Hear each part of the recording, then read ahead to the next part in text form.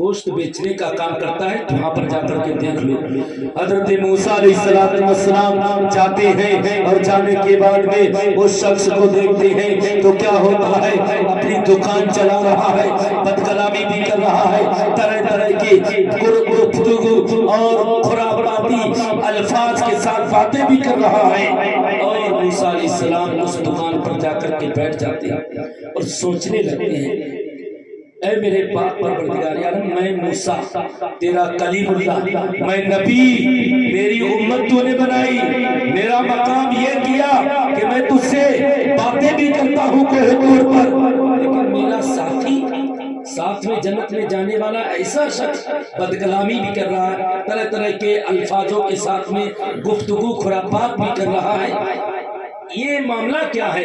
میرے کچھ سمجھ میں نہیں آ رہا ہے۔ اللہ کی طرف سے غیب سے آواز آتی ہے، جاؤ جا کر کے دیکھ لینا۔ اس کے ساتھ میں شام کا وقت ہو جاتا ہے، دکان کو بند کرتا ہے، جانے لگتا ہے۔ موسیٰ علیہ السلام نے فرمایا، میں تیرا مہمان ہوں، کہا میرے ساتھ میں آ جاؤ۔ وہ بندہ اپنے گھر پر پہنچتا ہے اور گھر پر پہنچنے کے بعد میں کیا دیکھتا ہے، گوشت کا ایک ٹکڑا نکالا، اس کو بنایا، بنانے کے بعد میں دیکھا کہ ایک اس کی والدہ، اس کی امی اتنی بزرگ ہو گئی ہیں، اتنی عمر دراز ہو گئی ہیں کہ اس قصاب جو گوشت کاٹنے والا تھا، اس کی والدہ اتنی کمزور تھی، ان کے ہاتھ تھر تھرا رہے، ہاتھ اٹھتے تھے تو وہ تھر تھراتے تھے، اتنی کمزوری تھی۔ تو اس شخص نے اپنے آپ سے کھانا بنایا۔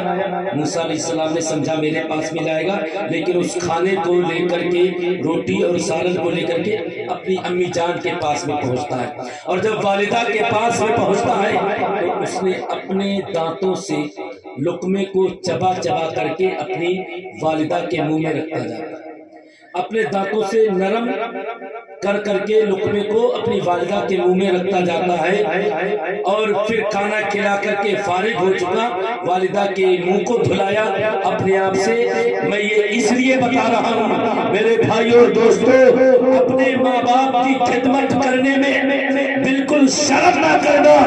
ان لوگوں سے پوچھو جس کے ماں باپ دنیا سے گزر چکے ہیں اور وہ یہ سوچ رہے ہیں کہ کیسے بھی میرے ماں باپ دنیا میں ہوتے میں ان کی خدمت کر لیتا۔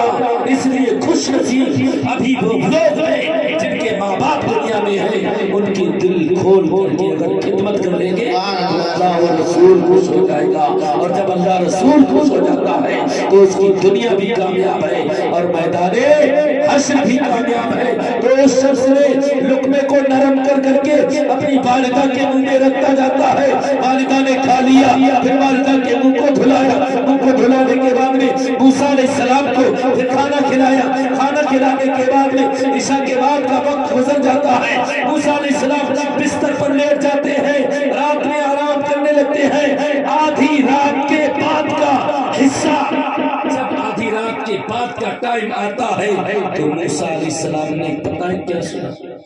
سسکیوں کی آواز سنا، رونے کی آواز سنا، آنکھوں سے آنسو بہنے کی منظر دیکھا۔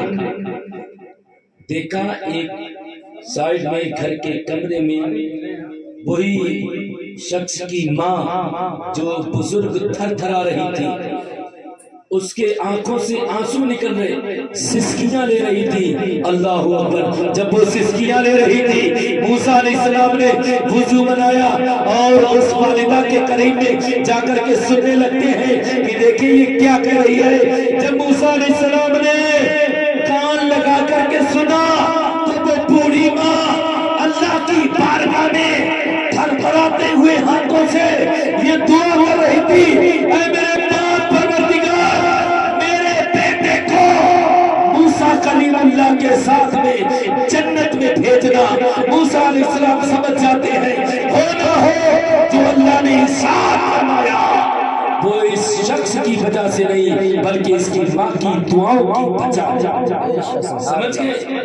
اللہ نے ارشاد فرمایا کہ موسیٰ تمہارے ساتھ میں گوشت کاٹنے والا جنت میں جائے گا، تو سمجھا کیسے؟